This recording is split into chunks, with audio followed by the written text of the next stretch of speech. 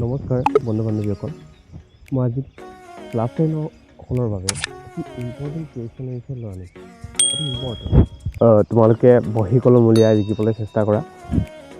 মই আৰু এনেকুৱা ইম্পৰ্টেণ্ট কুৱেশ্যন এনচাৰ দি থাকিম আৰু তোমালোকক এটা ৰিকুৱেষ্ট যদি তোমালোকে মোৰ চেনেলটো ভাল পাইছা আৰু এনেকুৱা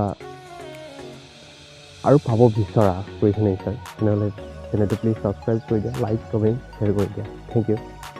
আশা কৰোঁ আপোনালোকৰ পৰীক্ষা ভাল হওক